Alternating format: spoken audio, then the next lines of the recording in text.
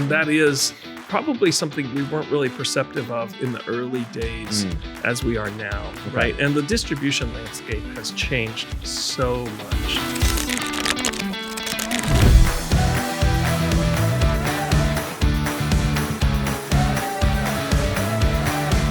And you can't separate the people and the history of the people from the history of what they were drinking.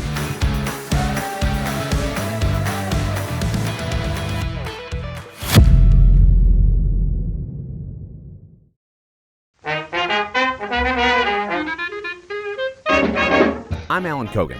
Join me as I highlight small businesses with interviews on site at distilleries, breweries, and more. My mission is to share the stories of the awesome people behind the craft.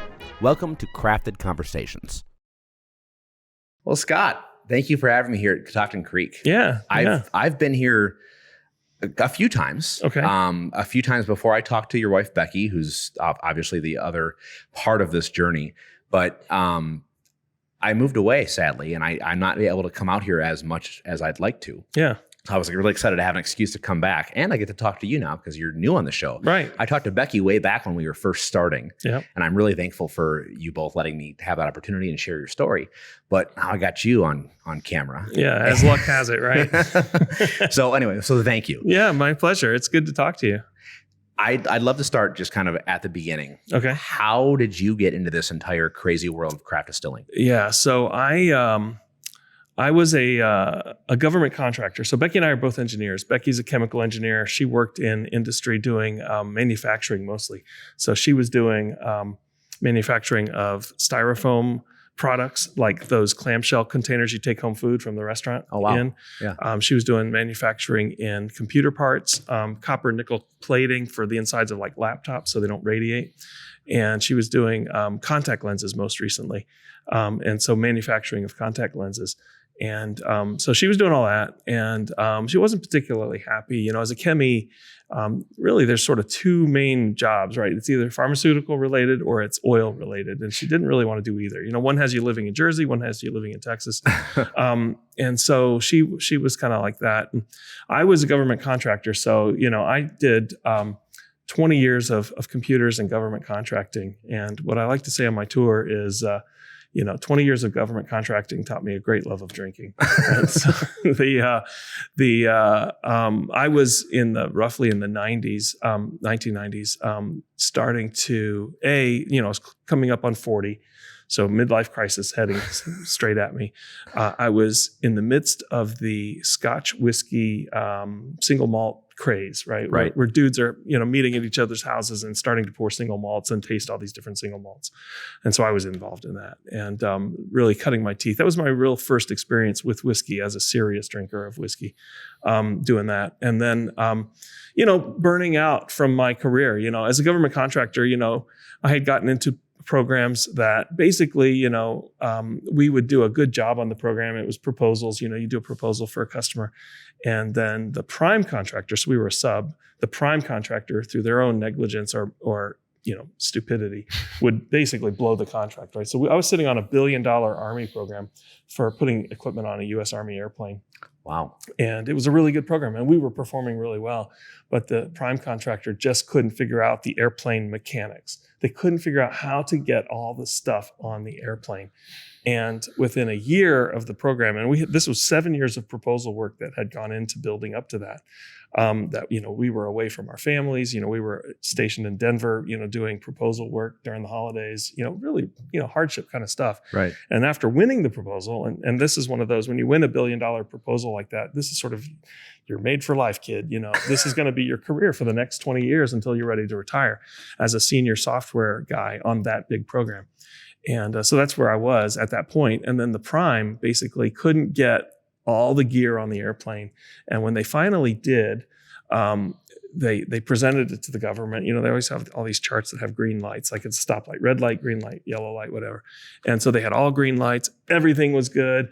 And the big question of the whole meeting was, did you get everything within the weight budget of the airplane?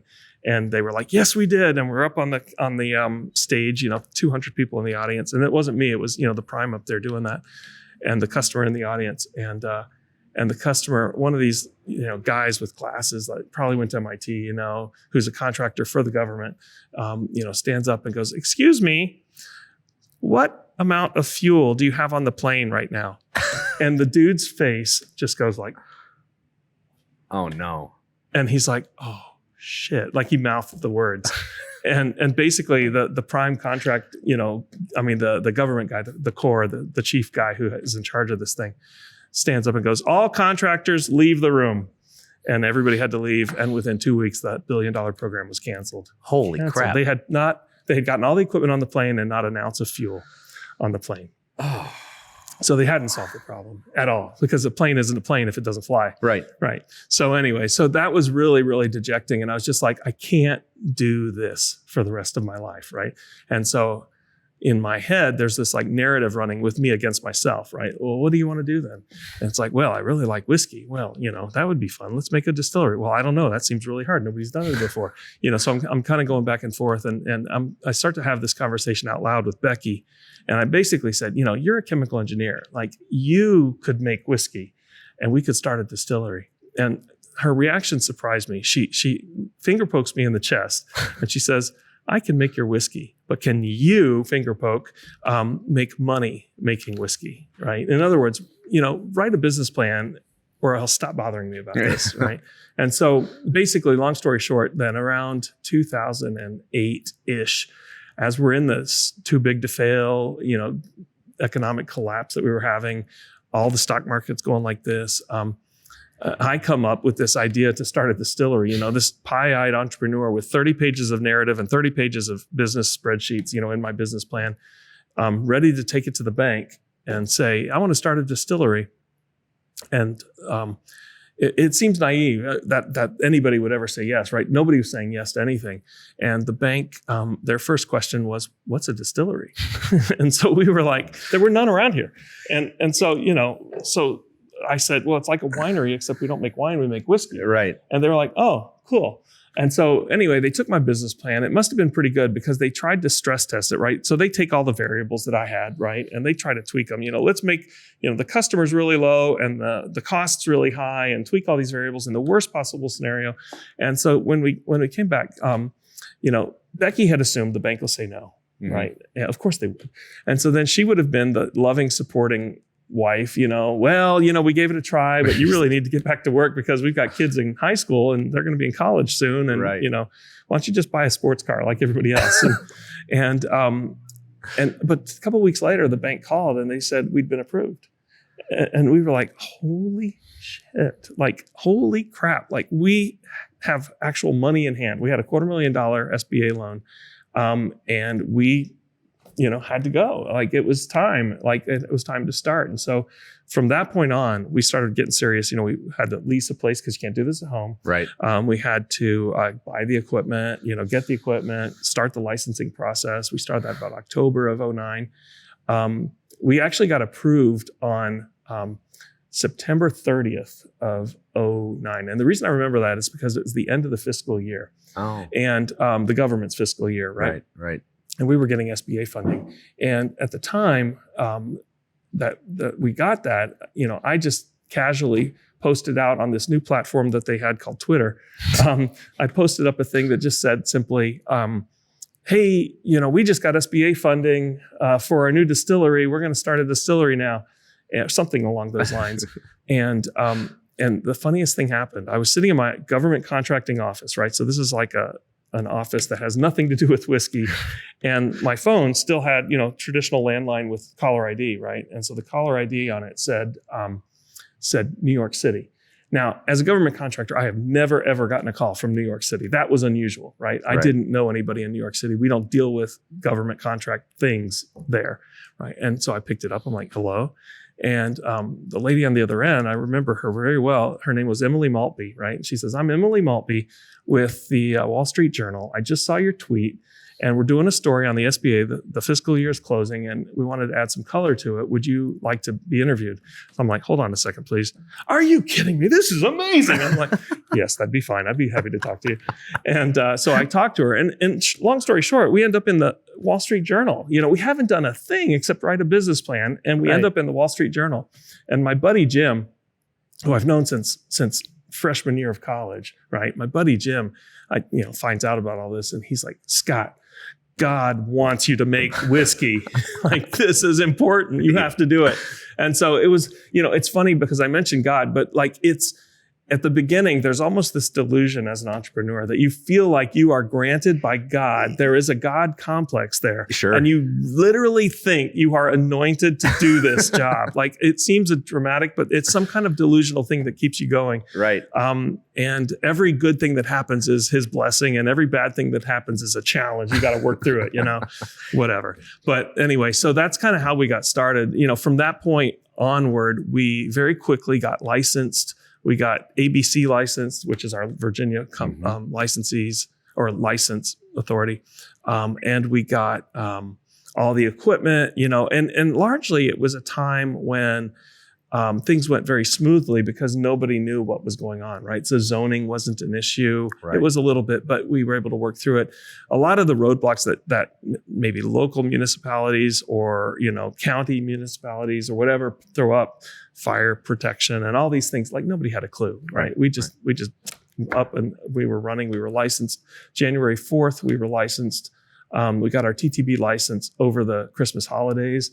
They actually called me and did a phone interview, and we had the license over the holidays. And then January 4th, we had the equipment on site and we fired it up. And that was when we started, January 4th, 2010, making our first whiskeys in those days. Yeah. Wow. Yeah. At what point in that, because this is one of my favorite parts of your story, and why I kind of love Catoctin Creek is because you're one of the few who are just doing rye. Yeah. And doing 100% rye. That's right. When in that genesis did you come to the table and say, we're going to make rye? We want to honor that history. There's three things that we really like about the rye that we make, okay? And three things that are sort of foundational, okay? If I was thinking of like concrete pillars that, hold the whole thing up, right? One is the flavor of the rye itself, right? And so we made some test batches in, small scale 1 gallon batches of rye, of corn, of wheat, of barley. We were playing with different grains. And to us, the rye had the most interesting flavor. And it was also not overly done in the market already, right? There were already, by that time, hundreds of bourbons out there, even then. And single malt, I kind of was like, well, I was deferential. I was like, well, that's really Scotland's thing. Let them have that. We don't need to be honing in on that. If only you knew. Yeah, of course. But I was like, nobody's telling the rye story, right? And so that was something, I felt like there was room to breathe in the marketplace for that. The second thing was history. And I can go into the history a little bit. It's super interesting, and maybe I will. But the history of rye in Virginia, history has always been like a really important factor to what we do. Everything that we do, if it's on the label, there's a historical element that takes it back in time to something. We do it for those reasons. The third was Virginia. Okay. So we didn't know how to express it at the time, but today we're all in on the fact that we are really talking about terroir. Okay. As in wine, right? And we've learned that, sort of after the fact, right? Now I'm a terroir advocate, right? I will preach the gospel of terroir because I believe it's true. When we first started selling our rye whiskey, so our rye is 100% rye. It's farmed in Virginia, from local grain. We distill it, we ferment it, we mash it, we age it, all of that here in Virginia, right? So the weather has its impact, the grain, the way it grew, the weather had its impact, and the soil has its impact. All of those things that wine people get a little carried away with describing. The simple fact is that because it was grown here, because it was made here, and because it was made by a single person, Becky, or her team who's been trained under her, in a style that's more similar to Scotch than it is to bourbon, right? Because we're pot stilling. Right. All of those factors mean that our rye doesn't taste like anybody else's rye. Right. Especially MGP. So let's go to 2010 when we first start getting on the market, 2011.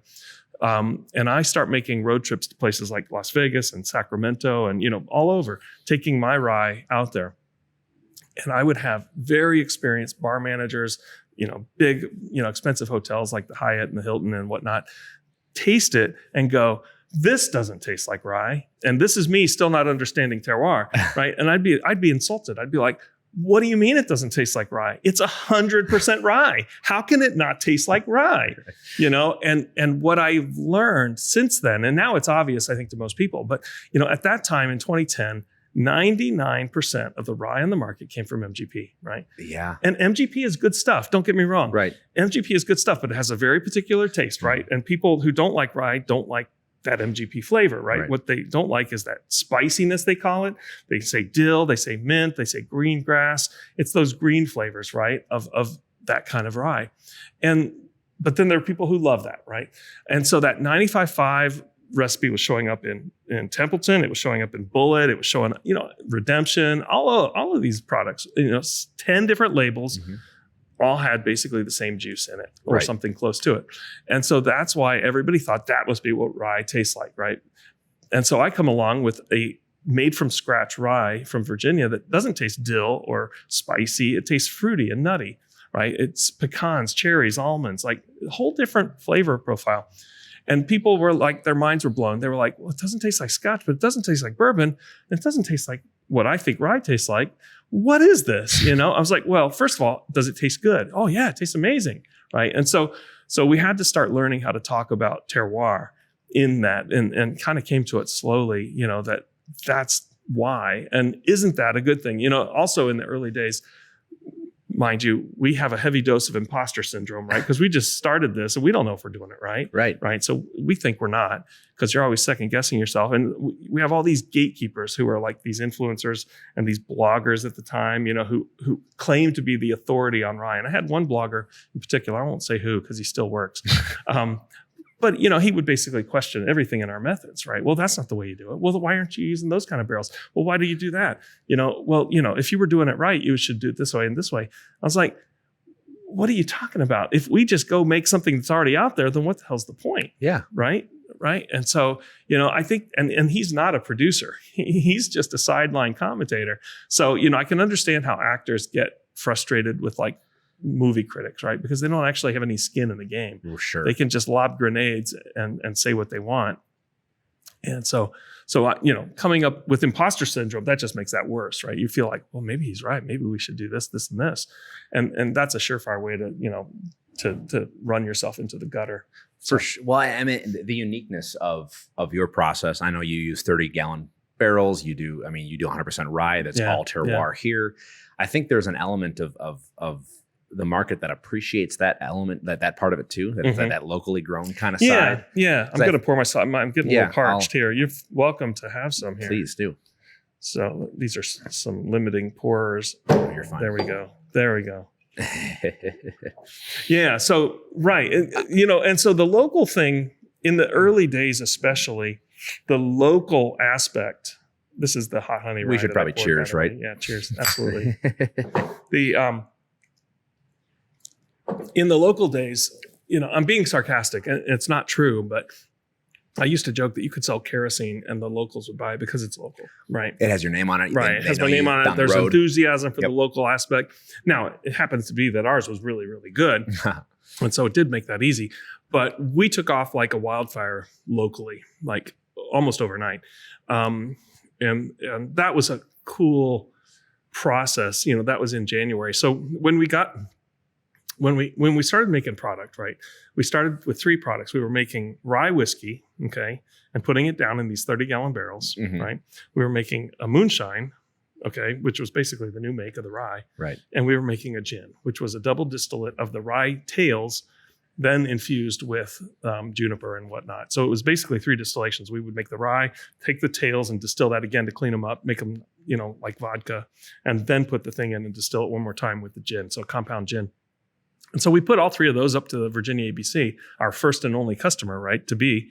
And our whole business plan was basically, Becky's going to come in and make all this whiskey. I'm going to keep my day job, and we're going to make enough whiskey each month to send to the ABC and sell it in stores. That's it. That's all our ambition had laid out. Pretty simple. Pretty much. And so we started doing that. And you have to submit twice a year. You have to submit to the ABC for what's called a listing, which is basically getting your stuff on the shelf, sure, right? Not just a special order onesie twosie, but actually you are now a product that has a place on that shelf forever unless you get kicked out. And so we took all 3 of those products down. Of course, the easiest and quickest to make would be the gin and the moonshine, right? So that was the ones we were hoping for. And they came back a few weeks later and said, hey, we've approved one of your products. We're like, yay, we have a customer. That's fantastic. And it's the whiskey. And we're like, oh, shit. Like, holy crap. Like, we need time to age the whiskey, right? And so we didn't have time. So this was roundabout March, and we had to make our first delivery of like 70 cases to ABC like in April. Okay, so we had whiskey that was literally 1.5 months old, and that's what we sold. We had no choice, right? If we didn't do that, we wouldn't have any cash flow, and we'd be out of business the same year, right? The next listing appointment was like in November or something. And so we basically we had whiskey that was a month and a half old, and it was good. I mean, the new make of our spirit is really good. We were organic, right? So it's a smooth, easy taste. There's not a lot of off chemical flavors from the pesticides and whatnot. Right. And so it tasted good, and it was a little bit brown. Mm-hmm. And we sold it because we had to. You know, I see those bottles today, and it's like, you know, in some ways it was delicious and nice, but it wasn't what we had aspired to. It took us time to get there, right? Just like the whiskey takes time to get there. And it was a few years in, 2-3 years, that we finally had whiskey where it was really in the sweet spot of where we wanted it to be. But it was one of those things. It was good enough. It was good enough that it sold, and it built our business. And so what happened is when we got access to the listing, the ABC gives you a login to their system, right? And so what we did, and this was back in the days when Facebook, everything that you put on Facebook, if you had 10,000 people subscribe to you, 10,000 people saw what you said. Right. There was no algorithm. Yeah. It was just a stream, right? And that was very beneficial at the time because we had built our business on Facebook, you know, telling the story of this husband and wife, you know, doing this crazy thing. And so we would go onto the ABC system, and we could see like, okay, the stuff just arrived in Richmond. And now today on Wednesday, it's going to go to these 3 stores, Fairfax, you know, Arlington, and Alexandria, right? And tomorrow it's going to go to Reston, Herndon, Sterling, right? And we could see that. And so we'd get on Facebook and we'd say, okay, Fairfax, you guys are up on Wednesday. You're going to see the cases drop, and people go in and boom, buy it all up the same day. Wow. Right. And then the next day we do that for Sterling and whatever, and boom, they'd buy it all the same day. And what happened is the ABC, who up until this point had never really dealt with craft distillers in any meaningful way, was like, holy shit, these guys can sell whiskey. Like, this is not what we see when we see Diageo or whatever. And it may be small volumes, but if they say move, it moves, right? And so that local audience was just insatiable. And so that really helped us then get after the whiskey, the gin, and the moonshine, and subsequent products into the ABC system. We'd built a nice reputation of being able to move products. And, you know, even today, 16 years later, we are the number 4 selling rye whiskey in the state, period. After all those other big guys that I named, you know, so we're proud of that.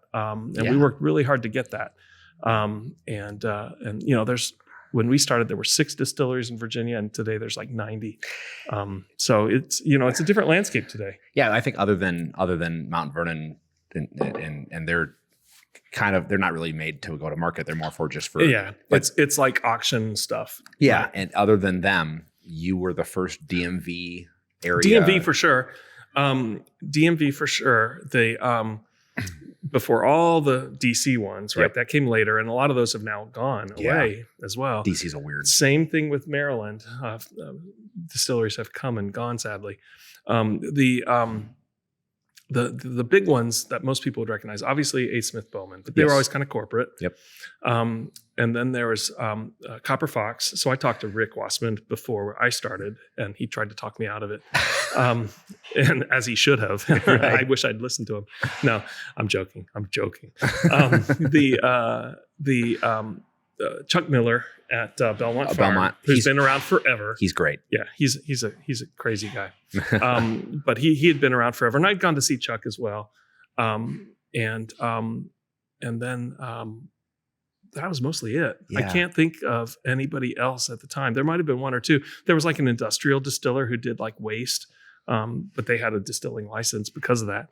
And I may be forgetting one, and I'll be ashamed if I am, but that was pretty much the landscape at the time.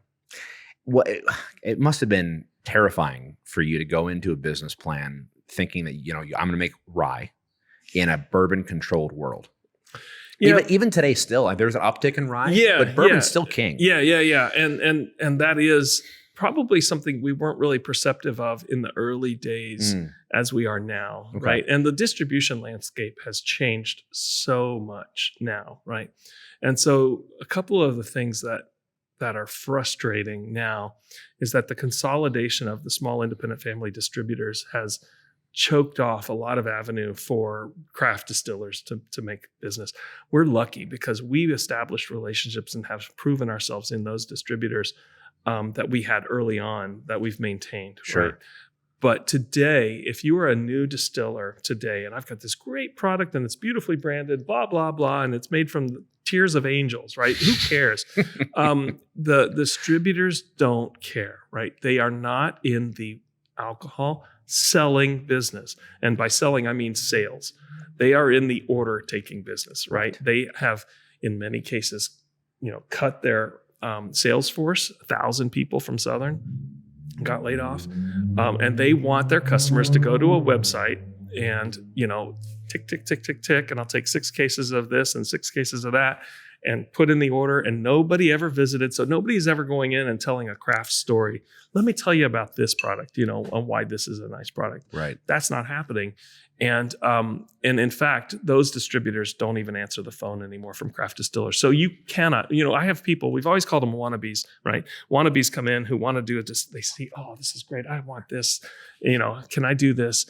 And they've got stars in their eyes. And we've always seen them since the beginning. And we used to, give them advice and stuff like that, or, maybe contract with them and consult with them sometimes. But today I just laugh, like a maniacal joker laugh, like, you are so fucked. Pardon me. You can bleep that out. You're good.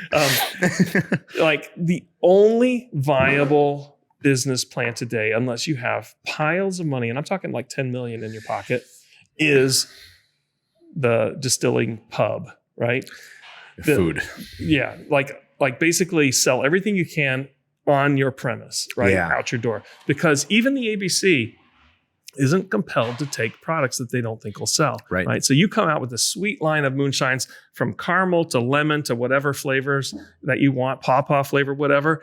And they may be really, really good. And the ABC's like, why would I take space away from Jack Daniels or one of these others on the shelf? Old Smoky owns that. Right. Why would I take away that place just to put yours up there? Right. Right. Like, I'm not going to do that. Right. And so people are offended. It's funny to me, like some of the most libertarian minded people are the same ones who feel entitled that the state should take their stuff. Like, there's a little dissonance there. Yeah, ABC is a little socialist. Yeah, I mean, it's totally the government, right? Right. Well, I'm a Virginia, so they should take mine. It's like, no, it's free market, dude. They're not going to take it if they don't want to.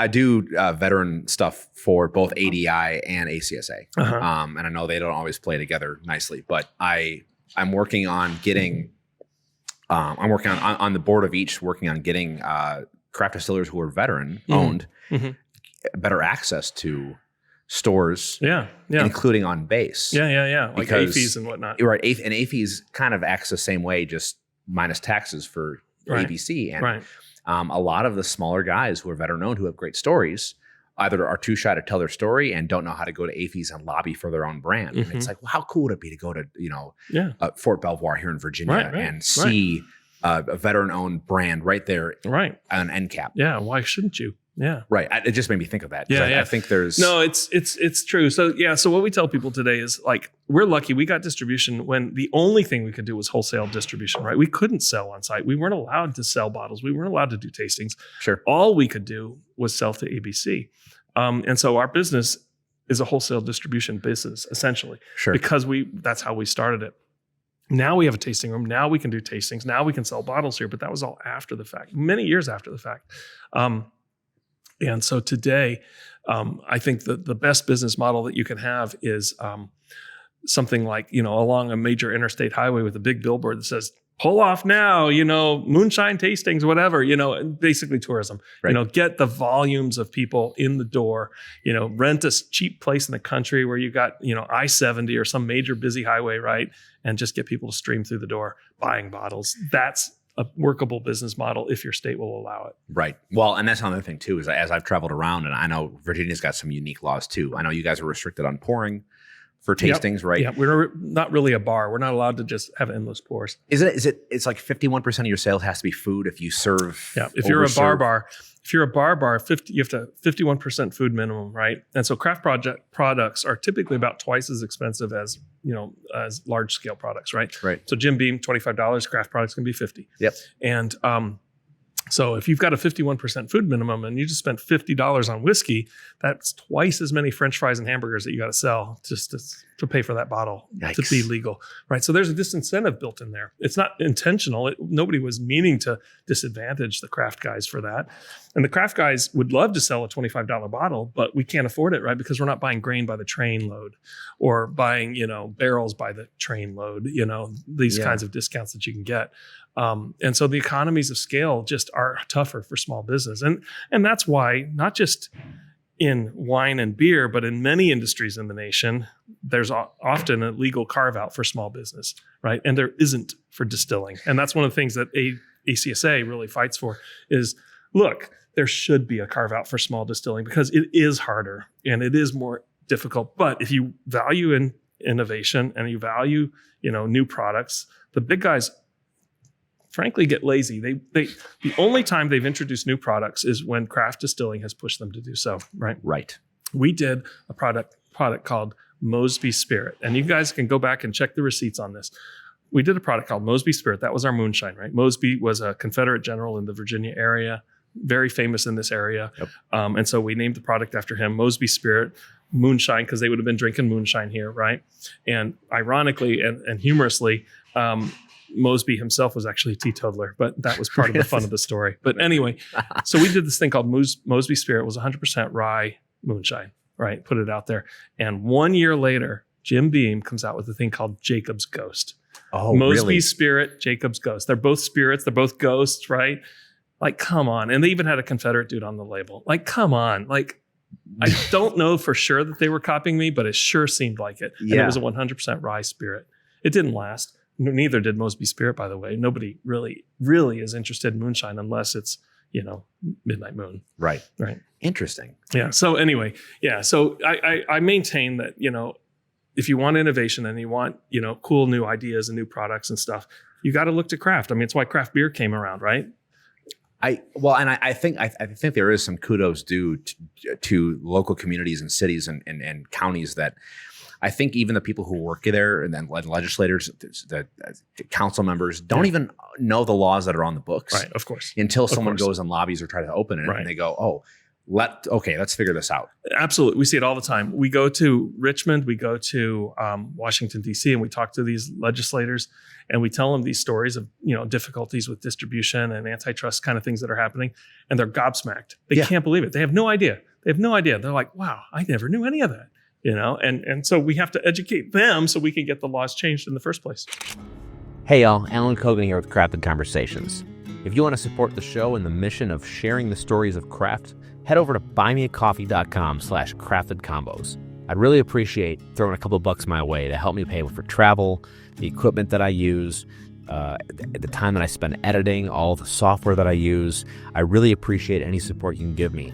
And if you can't afford a couple bucks, at least give me some feedback or go over to your YouTube and subscribe or follow us on Spotify. Anything helps to make sure that we share the story of craft and give these small business owners a little limelight and get them out on a platform that really showcases what they're doing. I can't do this without you guys or your support, so I would really appreciate you pitching in and helping out. So I'll see you out there, and I really appreciate it. Cheers. I know West Virginia is probably one of the most restrictive, and I think I was on a song, I forget who it was, but they were telling me that one of the oldest laws they have in the books is from the 1870s. Yeah. We had a law here in the books. In town of Purcellville, there was a law that said no distilleries. And when we were looking to get licensed here in town, we had to get that law changed, right? And so this used to be a prohibition town. They used to preach against the evils of alcohol in this town. People would come out on day trips on the train, the W&OD train, and they would basically go to the Bush Tabernacle, which is a big open air, preaching place. Yeah. And they would preach about the evils of alcohol. And so when we had to get that law changed, I was lucky because the mayor of the town at the time was a real fan of our business. And he's the one who pointed out this building and put us in this spot because he thought, wow, wouldn't it be cool? Got the best restaurant in town and this distillery on both ends of this old town main street. Right. Like, what a cool anchor to tourism and stuff in the town. And he was right. But so we went to the town council meeting where they were going to vote on replacing that law. And the only two people in the audience for that town council meeting, it's like on a Tuesday night at like 8:30 at night or something, was me and my banker. And my banker was like, well, we're going to hold that loan until you guys get this. Okay, you're good. So we sign off on the loan. But it was a big deal. When you were starting to do all this and you decided on rye and settled on rye, and then of course, I mean, hindsight's 2020. I'm glad you guys did that. Was there a little bit of a were you playing with 95.5? Were you playing, or was it always just we're going to do 100%? From the very beginning, our recipe was 100% rye, enzymes because you got to break it down, right? Unmalted rye, which is part of the flavor profile, and water and wood, right? And so we picked wood, the barrels that tasted the best and that we could get access to, right? Because as craft distillers, at that time you had like 2 cooperages. Today we probably have 12, but still it's not a huge number. And we chose 30-gallon barrels because of 2 reasons. One, you can do 5-gallon barrels, 10-gallon barrels. And I know people who do, and they have a good successful business doing that. The cost of a barrel for a 5-gallon barrel is about $200. This is at the time. The cost for a 15-gallon barrel is about $200. The cost for a 20-gallon barrel is about $200. The cost for a 30-gallon barrel is about $200, right? You see the point here, right? Your cost of wood skyrockets with the smaller barrels, right? And so from a cost perspective, it didn't make sense to go smaller. And we believe that there is a real need for time, right? Some time, what we're hoping to get is a couple cycles through the calendar, right? Winter, spring, summer, fall, right? The contraction that happens in the winter, the expansion that happens in the summer, in the spring with the crazy, up and down days where it's going in and out. Like a couple of those cycles to really get to know the wood really well. Right. If you were in a smaller barrel, it might be 3 months, right? And so if you did that in February, maybe nothing's happening, right? But if you do that in the summer, maybe it's going to be good enough. So we felt like we needed some of that time element. And so a 30-gallon barrel was the perfect sort of size to get the length we wanted, the flavor we wanted, but also, remember, we started up, Becky was doing all the work, I'm doing all the books.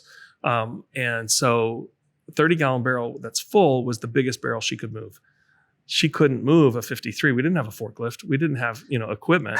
She was moving these barrels with her muscles, right? And so, she could move a 250-pound barrel. She couldn't move an 800-pound barrel, right? Or a 500, whatever it is. Yeah. So that was part of the calculus, again, needs must, you know. So have you guys, I know you have some 53-gallon stuff. We do now. Yeah, actually we've begun a transition. So the Roundstone Rye product is beautiful in the 30-gallon barrel. That recipe is perfected. Like, we haven't changed that recipe in years. It's perfect. It's exactly what we want it to be. Sure. So we leave it alone. Don't mess with a good thing, right? Yeah, good. That's a 30-gallon product, and that's really good. But the Rabble Rouser product and a lot of our new projects are in the 53s. And that's because of cost efficiency, again, is a big thing. But also angel share efficiency, right? There's less angel share in the big barrels. And so definitely the Rabble, which is meant to be aged, now we're putting out stuff at 7 years old and things like that, needs to be in the bigger barrel. We just lose it all to evaporation if it was in the 30. Right.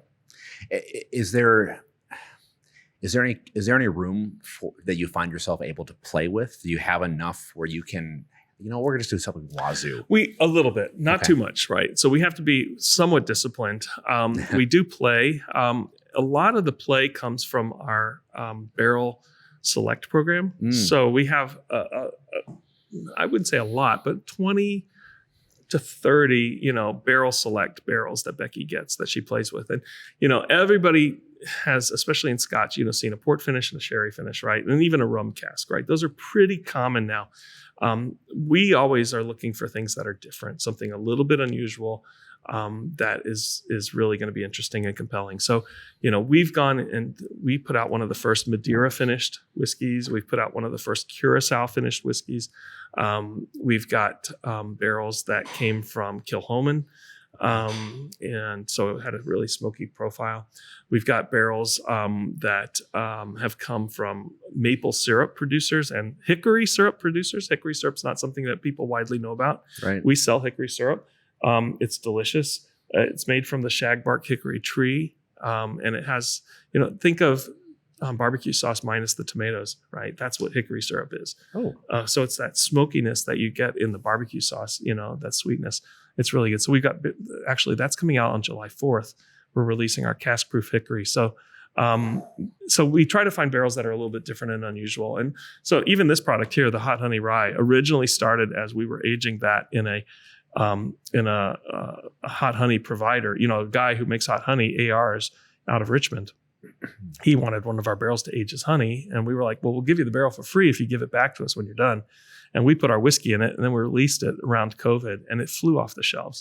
I was one of the buyers. Yeah, it was delicious. So delicious. And so then, good old AR, he could only get us like one barrel a year, right? It wasn't enough to scale the product. So we actually got into the hot honey business. Basically, Becky makes her own custom hot honey for this product, right? She takes 3 types of local honey made in Virginia honey. So this is Virginia bees, wildflower, clover, and buckwheat honeys, right? The wildflower gives you this aromatic note, right, that you recognize as honey.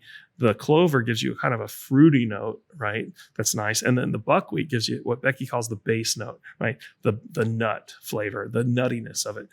So those 3 honeys together, then she mixes in about 1 kilogram of 2 pounds of habanero.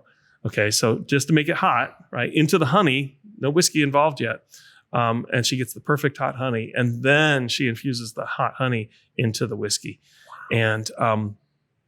And lets it sit for a while. We don't do any filtering, so we don't believe in filtering. Filtering filters flavor. Yeah. Regardless, you get a really pretty look, but it also takes away some flavor. Sure. And so we don't filter. We'd rather have a little haziness than have a whiskey that doesn't taste like we want it to. And so we basically let the honey sediment out, right? Honey has all the sediment of like pollen and, stuff like that. So it all settles down into solid. And then essentially a wine process, we're racking off the sediment, decanting it, if you will, right, to get the whiskey out of there. So it's a laborious process, but that's, in our mind, flavored whiskey done premium. Yeah. Right. I've never heard the process iterated that way. I talked to Becky briefly about it because I told her how much I loved it. I probably just told a bunch of trade secrets. Sorry. Proprietary information. No, I love that. I'm also curious, and I know your answer, but I want to hear you talk about it. You'll never do a bourbon. Or have you thought about it and also single malt? I'm just curious. So we have done single malt. Yeah, I thought so. So we're not ultra purists. We generally have done single malts in the past when we collaborate with local breweries. So we love collaborating, right? All of our brandies, we do brandies, right? All of our brandies, pear, peach, apple, and grape, are all done in collaboration with local wineries who make the wine for us. Oh, cool. Okay, so, or cider, if you call it that. So pear cider, apple cider, peach wine, and grape wine. And we work with these local wineries. My first job in high school, way back when, was at a winery. So I love the winemaking process. And it's only because there were so many wineries already in this area that we didn't do a winery. I was like, I want to do something different. Everybody's got a winery. You can't throw a rock without hitting a winery in Loudoun County. There's so many here. Right. So I was like, distillery, that'd be cool. And we knew nothing. So that's why we were like, yeah, let's do it. Ignorance is bliss. So with the breweries, so we would have breweries, for instance, make a Russian Imperial Stout, and we would distill it, right? Or they'd make a Scottish style ale, and we would distill it. And so about once every year, not much more than that, we'll put out 300 to 900 bottles, like really small runs of those single malts. And it's really, really fun to do that. The last one we just put out was called Finch and Hawk. And that was actually not a collaboration with the brewery, but actually a collaboration with a farm. So it was a farm here in Loudoun, New River Farm, that grew barley for the express purpose of making it into whiskey. So it was a special project we did with this farm.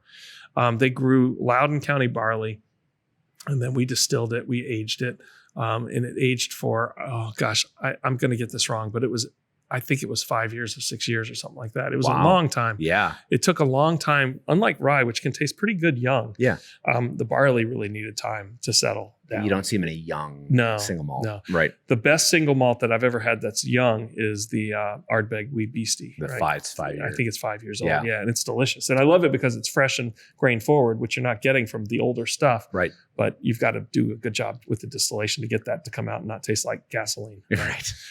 Now, we have never done a bourbon. And I guess I should just say never. Right. Okay. So I'll tell you why we do rye. You want to hear the story about why we do rye? And do you mind if I partake? Please. Okay. Pour away. I've been a little bit illiberal with my pouring here. I actually poured myself a measure of the brandy and then I put the honey on top of it, like accidentally, but it's pretty good. So breaking news, new product. So it's the hot honey brandy. The black and tan. I don't know what it is, but when you've had 2 or 3, it doesn't matter.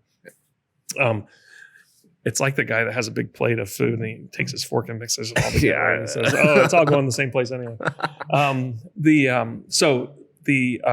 The reason we focus on rye, right? I don't know if you can see it. You can't see it behind me, but up on the wall it says the Virginia Rye Whiskey. That's like our slogan. Mm-hmm.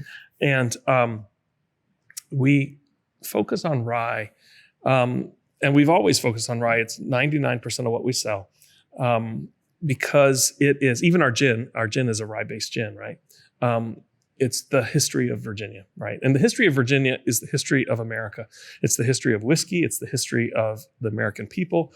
And it's a wonderful story to tell. And I'm going to tell you a brief version of it here, right? So the first white people, the first English people that came to America that lived, that survived to tell about it were the people at Jamestown, right? 1607, right? And so we have records at Jamestown. And every kid that grows up in Virginia, both of my kids, in 4th grade, they do a whole Virginia thing, right? That whole year they focus on Virginia history and they have to learn all that. And so they all learn about Jamestown. Well, there's a guy there at Jamestown whose name was George Thorpe, right? Have you heard this? I've heard of him. Okay. So George Thorpe was the first guy to make whiskey in America. Right. Okay. So now think about time and place, right? We have to put ourselves in the place of Jamestown. What's going on there, right? So the very first couple of years, they're bringing pretty much everything over from Britain that they're going to live on. It's like camping, right? You got to bring it all with you because you don't know what you got there, right? And then as they get established, they start farming, right? And they start trading with the Indians, right? It was still relatively amicable in the early days, even though they were delivering smallpox to everybody. Yeah, right. But for the most part, it was pretty amicable in the early days. And so they're trading with the Indians and they're trading for grain and they're doing this stuff, right? And so they would have had access to a couple grain products, right? They would have beer because the water's not safe to drink. Mm-hmm. And they would have had access to bread, right? And so the beer might originally have been barley, but barley doesn't grow well in Virginia, and certainly not back then when they had no, modern techniques, right. Modern, GMO varieties and whatever, right? So they would have had access to grains that grow well here. Well, that was maybe corn, definitely rye, right? And so what developed is George Thorpe, basically took some of the beer that they already had and he distilled it. And they don't say what the grain was, but he took the beer and he distilled it. And there's an oil painting of this, and it's really, really cool to see it, right? It's these guys in colonial attire, so puffy pants and big puffy shirts and this weird, strange hat, like a conquistador or something, right. Standing around. What they fashioned is a kettle on a campfire, okay? And they fashioned some copper tubing, I don't know where they got it, probably took it from a ship or something, copper tubing, right? And into a bucket, with some cooling apparatus on it.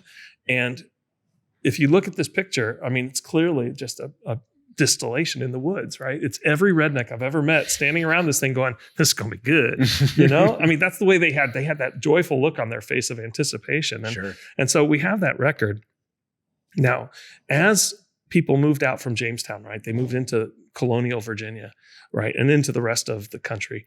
The number one crop in Virginia during colonial time, so we're talking 1607 to 1776, right? Almost 200 years, about 170 years, right? 8 generations of people. That's a long time. And we never talk about that usually in our histories.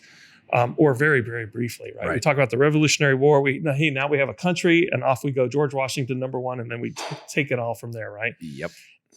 170 years of history. What was happening? Well, in the early days, it was around Jamestown, Virginia Beach, Norfolk, all that area, and they start to move out west, right? So they create a port in Alexandria, right? There's a port in Dumfries that's as big as Philadelphia at the time. There's all these ports up and down the coast. And they start to move west, right? So towns like Leesburg, right, established like 1730 or something like that, right? Lincoln, Waterford, all these towns as we move further and further west are being established. And all those towns are there to support number one industry, which is farming, right? And what are they farming? What's the number one crop? Tobacco. Right. Tobacco. Right. So all these farms are tobacco farms, right? Now they have enslaved labor, right? And all these men are out working in the fields growing tobacco. All the women, and you get this if you get the $2 tour at Mount Vernon, right? The women are doing house chores, right? Cooking, cleaning, and washing, right? Things like that, right? And so that's happening. And the problem with tobacco is that tobacco strips the soil of nutrients, right? It's really harsh on the soil. It sucks all the nutrients out, right? So they had to establish crop rotation, right? So they would have a cover crop, a secondary crop. And so they would plant rye, right? Rye grows really well in the mid-Atlantic, and they would plant rye. And that would, they would harvest the grain, right, and use it. And then they would plow under all the stems, stalks, and leaves, and that would decompose into nitrogen for the next year's crop. And that was tobacco, rye, tobacco, rye. So every single farm in Virginia in the colonial period was a rye distillery, a rye whiskey distillery, right? So now imagine yourself, again, I like to put myself in these places. You are a young colonial British person, right? Everybody's British. And you live in, let's say, Waterford, Virginia, right? Population 100 or something, right? And life is really dull and boring, right? Because apart from going to the pub, there's no Netflix, there's no nothing, right? Like, what are you going to do? Write stories in your diary? Like, that's what they did.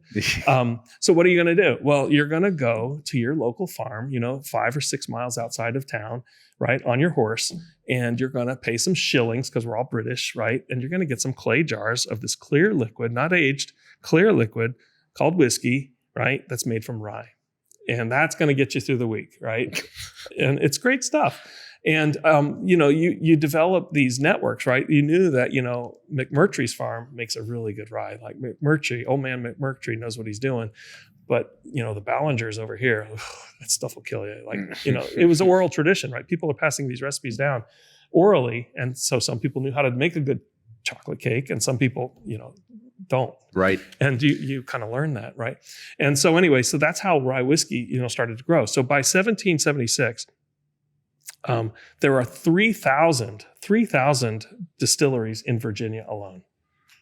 That's amazing to me. Right? Yeah. Now let's talk about this. 1776, 3,000 distilleries. That means every farm is a distillery, right? But on a super small scale, right? Virginia at this time, let's just geographically put ourselves in context, right? North Carolina border, pretty much the same, right? The border Potomac with Maryland, pretty much the same, didn't change, but there was no western border, right? West Virginia is just Virginia. Kentucky is just Virginia. Tennessee is just Virginia. Wisconsin, still just Virginia. It was like a soccer throw-in where you throw it as far as you can. You don't know where the end is, right? Right. And so that's what they did. That was all Virginia territory. So 1776, bourbon doesn't exist yet. Kentucky doesn't exist yet. And Virginia rye whiskey has been around for 170 years already. Okay. That's part of why we make this whiskey. Just to take the story a little bit further. So by 1776, the number one spirit in America wasn't rye whiskey. It wasn't whiskey at all. It was actually rum. Rum. And that's because of the British, right? They were bringing up rum from the islands, right? Oh, sure. And so if you look at the records of things, like even in George Washington's diaries at Mount Vernon, they would have these huge parties and they make rum punch was like the thing. Like people were making huge punches. It was a big, big deal for the hoity-toity, the rich people. And so 1776, we have the war with Great Britain, and King George III cuts off the supply of rum overnight. Right? He says, F you colonists, we're going to take your rum away. See how you like that. Literally that happened.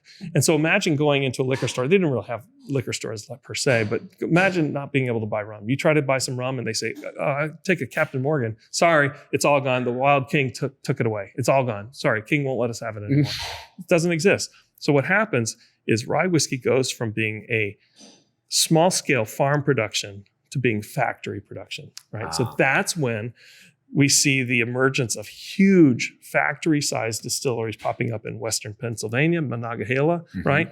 Maryland, Virginia. George Washington himself in the 1790s has the largest commercial distillery in America in his time. big factory level production starts to happen. And it doesn't replace the small scale farm stuff, but it certainly slakes the thirst for spirits in America. And from 1790 onward, and that's all of the 1800s and into 1920, into Prohibition, rye whiskey is the number one spirit in America. Right. So bourbon will exist in the 1800s. Sure. Even by 1790, Kentucky doesn't exist yet. Right. Bourbon will exist in the 1800s, but rye will always, during the 1800s, be the number one consumption of spirit. And that's because of population, right? All of the East Coast, where all the people are, New York City, Philadelphia, Boston, Washington, they're drinking rye whiskey because that was the whiskey of choice for cocktails. And it was basically your local whiskey. You know, you live in Philadelphia, you get some whiskey from the Monongahela, right? It's right down the road. And so supply lines and routes and, you know, the ability to get stuff across the country. Bourbon whiskey, by the time it becomes established, was the whiskey of the frontier, right? The whiskey of the West. And early in the West was Kentucky and Tennessee and the Ohio River Valley, and later, of course, all the way to California. Sure. But as we were moving the country westward, bourbon was the one that carried the way west. And so it was the whiskey of the cowboys, you know, and rye was the whiskey of the city boy. Right. And so you look at all the old historic cocktails and 99% of them, you know, it was a rye whiskey. If it was a whiskey cocktail, it was rye whiskey in that cocktail. I'm so happy to hear your enthusiasm and passion for the history of rye and the product that you ended up making. Yeah. Because I love bourbon, but I love rye. And usually when I go for a bourbon, I usually go for a high rye bourbon. Right. When I was first getting into the whiskey world, I'm an old Granddad fan. It's cheap and it's a good high rye bourbon. Decent stuff. But I like that rye flavor. Yeah. And being a history buff myself, I know this country was built on rum and rye. Yeah. And bourbon is so young in our history. It is. It's only a couple hundred years old. Yeah. You know, and yet when I would go to Germany, for instance, and try to sell my products, or if I go to, Taiwan or any place, even Las Vegas, and you say, what is America's native spirit? And they'll go, bourbon. Right. It's taken over, right? The recent history, people, 100 years of our recent history since Prohibition, bourbon's been king. So an interesting thing happens to rye during Prohibition. So rye's the number one thing, but you got guys in Kentucky making bourbon, right? You got guys in Tennessee making corn whiskey that's essentially bourbon, but it's called Tennessee whiskey, right? Right. And so what happens is Prohibition happens and two things happen. So first of all, two spirits come into America that were never really very popular in America before Prohibition. One of them is Scotch. Yep. Okay. The Kennedy family, actually, you probably know the story. They were basically bootleggers bringing Scotch in, Cutty Sark. And so Scotch comes in. Before Prohibition, why would you drink Scotch? I mean, it's expensive just to get it over here. Yeah. And, you've got good whiskey here. There were a few recipes and it was a novelty thing, but it wasn't high consumption. Right. The second was Canadian rye, right? So all of the rye whiskey distilleries shut down, and Canadian rye, gosh, it looks like American rye. It tastes like American rye. And that border is really easy to get across, right? And so Canadian rye comes over and supplants it. The other factor that killed rye off really because of Prohibition was the fact that, so bourbon was largely made in rural setting, right? Farms out west in Kentucky, in a place like that. And if that land is idle, well, you can grow pigs on it. You can grow cows on it. You can, farm it, whatever. You can make something work for that land while the distillery is shut down. The distillery is just a couple rooms on a larger farm that's operating. So you can make that work. Plus, there was probably some small distillation happening because of medical prescription bourbon, which was a thing. The rye whiskey distilleries were located in urban city centers like Philadelphia and Pittsburgh and places like that. Now, if you have an expensive downtown factory, you can't just let it sit there idle, and you can't farm with it. You're going to sell it, and you're going to turn it into a shoe factory or a hat factory, something else, right? Because you can't afford to let that valuable downtown acreage just sit there. Right. And that's what happened. And so all those places shuttered. And when Prohibition ended and brands like Michter's and, Pikesville and some of these Maryland, Pennsylvania brands came back, they came back in name only, right? It wasn't the family. It wasn't the factory. It wasn't the goods. It wasn't anything. It was just the trademark that they resurrected. Right. And as you probably know, listening public, Pikesville and Michter's, very nice brands, made in Kentucky, right? Yep. So that's where it all coalesced into, in the early 20th century, pretty much all whiskey was made in Tennessee and Kentucky, Right. and not anywhere else. Right. And so that's what really changed in 2009. So when we came along in 2009, we were like, this is like the long lost history of rye whiskey. It's American history. You got slavery in there. You've got women's rights. You got prohibition, like all of these things that we kind of the Civil War plays into it. It's all tied together, and you can't separate the people and the history of the people from the history of what they were drinking, which I think is really cool. I'm curious because the market has been kind of a roller coaster in recent years, For sure. especially for craft. Yeah. I'm wondering if there's ever going to be a time or a reckoning moment where bourbon loses its foothold. I don't think so. I mean, bourbon is a solid product. People understand it. I think you'll always have it, right? It'd be like saying, will you ever go to Russia and not find vodka? Yeah. Right. Vodka. I don't think so. Yeah. Will you ever come to the US and not find Tito's? Right. I don't think so. I mean, he did a good job with that. Yes, he did. Unbelievable. I wish we could all do it. I don't think there'll ever be a place where bourbon doesn't exist. On a larger scale, like I remember talking with folks at Discus years ago about, and this was when times are just 20% year over year, just growing. Every year is like a banner year. And so then of course people start asking the question, are we in a bubble, right? Is it going to pop? And I remember having the discussion at the time, and it's like, well, if you look at the amount of consumption today of whiskey, it's not even equal to what we were consuming in the 70s, right? And so their contention at that time was then, no, we're not in a bubble. There's nothing but blue skies ahead, right? And usually when that's the case, that's the clearest indicator that you're about to pop the bubble, right? And so, what happened since that conversation, and that was probably 2018, is that a lot of new mega producers came online and started putting away massive amounts of whiskey. I'll just say whiskey because both bourbon and rye inventories, right? Green River, Bardstown, Southern Distilling. Like I could go on. Like there's some big boys putting away a lot of stuff. Never mind the fact that also MGP and the established players. So lots of people making lots and lots of whiskey, just crazy amounts. Many of those guys I just mentioned, hoping to sell it bulk for all these crazy little, Uncle Jester's, bottle or whatever, some new thing that everybody's going to buy for $100, even though it was just the same stuff that was in a different bottle. Yep. Right? I hate that stuff. Yep. I hate seeing it $130 for a bottle that you could find the equivalent for $60. Yeah. Right. Drives me nuts. It happens a lot. Stupid money following stupid whiskey. Yep. So that was happening. And then the market goes down, right? And so the past couple of years, people's tastes have changed. Gen Z, who's just coming into drinking, my son, prefers cannabis. He doesn't drink hard liquor. He'll drink Coors Light and cannabis, and that's what he wants, right? So tastes change. There's a lot more non-alc stuff since COVID. People are like, whoa, I got to put the brake pedal on here. It's too much. Yep. Right. And so it's come down. And I think that's probably societally maybe a healthy thing. But I think now about the downturn that we're in, and I think about beverages in general, right, in my lifetime, and it's very cyclical and it's very generational, right? So like my dad, he was a GI. He spent 23 years in the Army. He drank Schlitz. That was it. Like he didn't drink whiskey. He didn't drink brandy. He drank Schlitz. Yep. If he had alcohol, it was Schlitz. And that was it. And my mom, then sometime in the late 80s, discovered California wine, as many people did, right?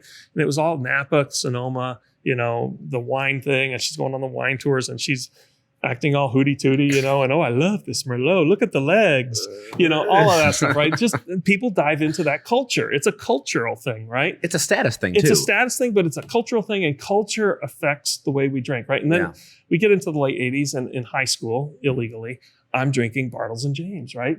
Bartles and James, wine coolers, right? It's wine soda, right? And we have something that's similar to that today, but wine coolers as a category are dead. Yes. Right? There's no wine cooler. You don't see Bartles and James today, right?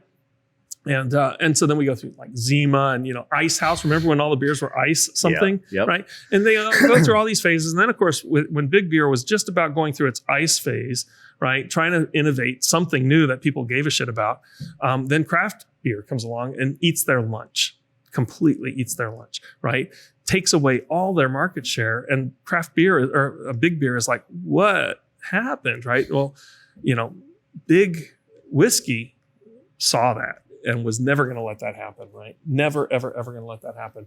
And so they did things that were smart. Like the thing that you could say, you could probably reasonably say, like, I drink craft beer because Budweiser sucks. Sure. Right? You could say that because it's thin, it's watery, I don't like it, doesn't have enough flavor. Yeah. Right. Not enough innovation, whatever, right? You could say that. I think that's a fair argument. But you could never say, I drink Catoctin Creek because Woodford Reserve sucks. Yeah. Woodford Reserve doesn't suck. No. Woodford Reserve is good whiskey, right?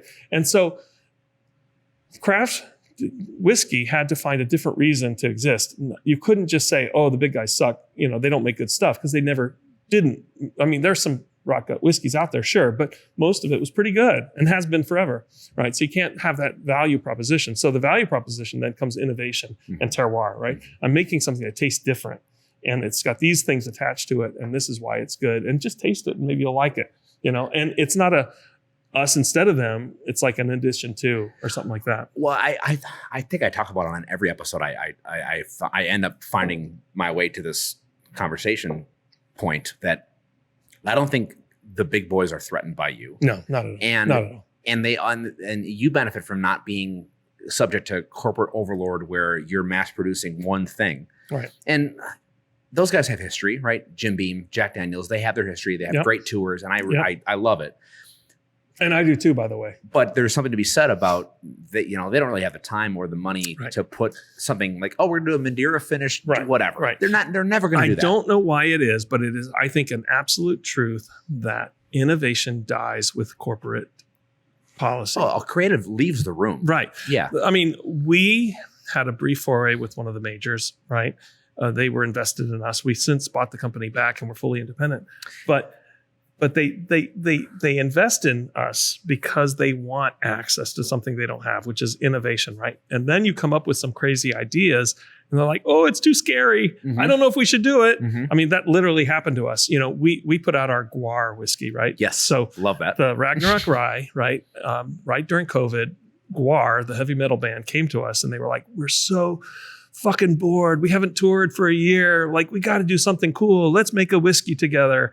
And, you know, we were like, why the hell not? Right. It was like the funnest project ever. Like, these guys are insane. Yeah. It's like Gallagher meets Ozzy Osbourne, right? Like, just crazy, they're blood dripping and everything else. That's a show. Right.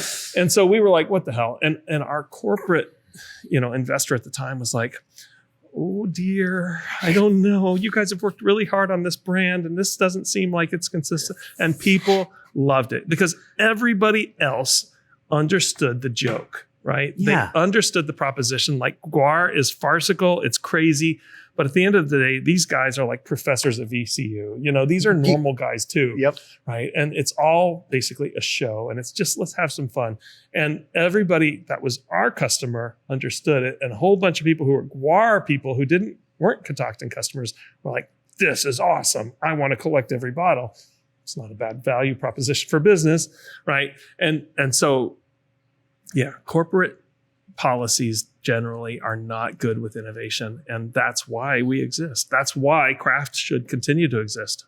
I mean, I'm wearing a Blanton's hat, so it's funny because like the Buffalo Traces of the world, you never see a new product come from them. And once in a while, they'll do like an experimental, like special batch barrel select whatever to 375 for $200. Or you'll see like, I don't know how much trash talking of different industry. I'll probably get sued from everybody after this, but you know, like I think Diageo put out their Orphan series, right? Yeah. And it's like, they're trying to, you know, show craft and stuff, but they're not really like, it's not really digging deep in that well. It's like different labels and it's kind of like a theme, but there's not really a lot of variance then going on in there. Well, also just the basic thing. I know you don't really do much change with your mash bill because it's 100% rye, but you have places that are making craft bourbon that like they have their mainstay, right? This is my 60, 30, 40, whatever. But then it's like, we're going to throw some malted barley in there. We're going to put some wheat. We're going to put some oat. And see, that's the variety you get from craft, right? Is I don't have to do all these different things, right? The nation will take care of it, right? If I want some interesting Colorado rye, I go to 291 and I find Aspen, right? Holy crap. Like, that's really amazing. Or I go to Del Bac in Arizona and all of a sudden I have mesquite in there, right? I mean, again, amazing, right? I, Scott Harris at Catoctin Creek, don't have to put out all these products and be the innovative lead, right?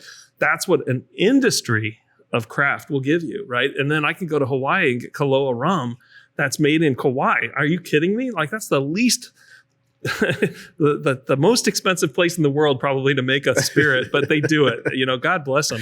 Right. And so like when I travel, like that's what I want to see. That's what I want to experience, a Southwestern Arizona single malt aged in mesquite. Are you kidding me? It's so good. It's And so good. Mark is a genius. Absolutely. And then, Westland up, in the Pacific Northwest, Portland. Unbelievable, They're good too. Westward too. Fantastic. Both of them, Yep. all of that is just so good. And so, I think that's the value of craft. Like the first experience I had of it was with Rick Wassman at Copper Fox, right? And Yes. he was trained at Bowmore. And so he's a Scotch, trained fellow. And he was making a single malt with applewood and cherrywood, right? Not peat.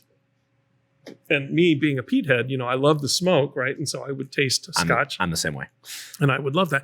And then I tasted his for the first time ever, and it blew my mind. I was like, wow, the smoke's there, but I can tell that it's not peat. I can tell that it's wood. Mm-hmm. And I can tell that difference. It tastes like wood, not peat. Mm-hmm. And that was just amazing to me. And I was like, I want to get in here. I want to play and do some stuff, And so for us, we do a fairly standard rye, but it is because it's our rye, it's different, and that's really cool. I'm going to do a quick shout out because you like Pete, and I'm sure you've met him.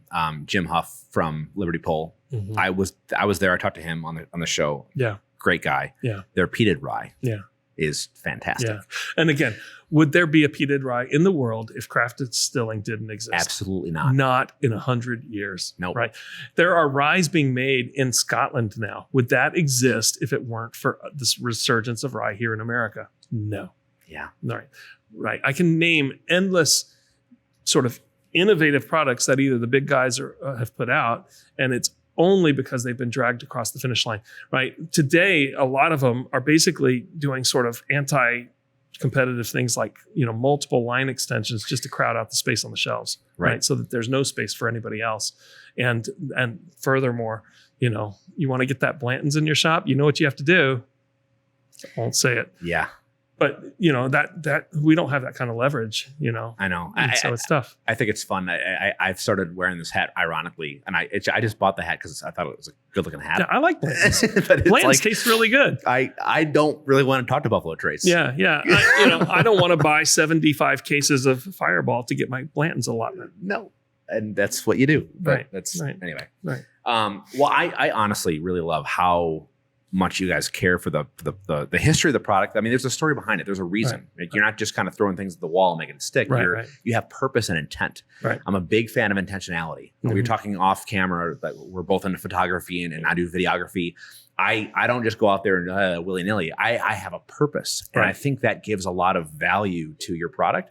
And I'm sure there's some science in the brain somewhere that says that if you know the guy who made it and you know their story, it tastes better. Yeah.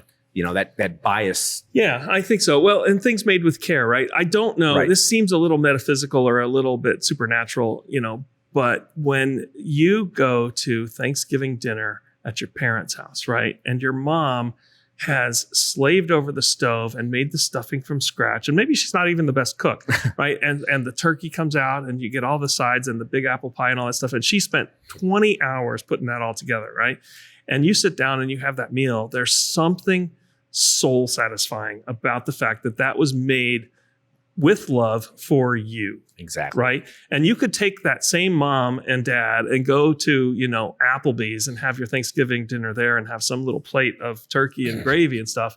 It's like, well, this is fine. I mean, it's nice to talk to mom and dad, right? There's something about when something is made from scratch for you. Yes. Right. And I think there is really something to that. I don't know what it is, but I think people can tell and people know, right? There's, as Becky says in this business, we have to do things the big guys won't do, right? And so we don't have a beer still. We don't have a column still. We can't make our distillate in 9 minutes. Right. It takes us 9 hours to make the distillate. We are basically like a chef making tomato sauce on the stove, right? We're cooking it down, tasting it, cooking it down, 9 hours every single day to make one single batch of our whiskey. And that care that goes into that, that attention to flavor, that tasting it every step of the way, making sure it's perfect, is something that, that's why our new make distillate is delicious, right? It's not gasoline, right? You don't have to age it for 20 years to make it nice.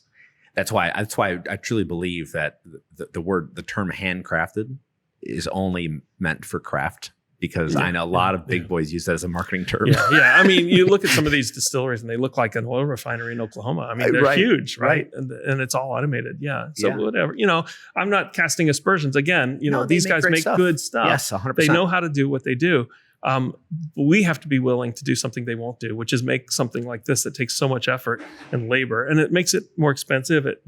But in the end, I think it's worth buying. I think it's worth drinking. Tastes delicious. I agree, and I'm a lifelong customer. I used to be an hour away from here in Fairfax, and I would come here all the time with my wife.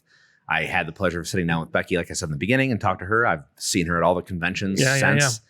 And I'm glad I had an excuse to come back. And I'm going to make sure I grab a couple bottles in Virginia before I leave. I would be remiss if I didn't tell your listening audience that you can buy it, and we'll ship it to most states by BuyVirginiaRye.com. BUI VirginiaRye.com. And we can ship to most places. Not every place, a few states, but about 30 states. So yeah, I think that's slowly changing. Yeah. That'll get better. Yeah. But yeah, I love your stuff. I love your story. I appreciate your hard work. Yeah, thanks for having me on the show. Yeah. Appreciate it. I'll be back. All right, that's good. We hope so. Thanks, Scott. I appreciate it. All right, cheers. Cheers. If you enjoyed this episode, I'd really appreciate a follow and share on social media, subscribe to our YouTube, and be sure to give us a rating and review on your favorite podcast platform. Everything you see and hear is out of pocket for us, including travel.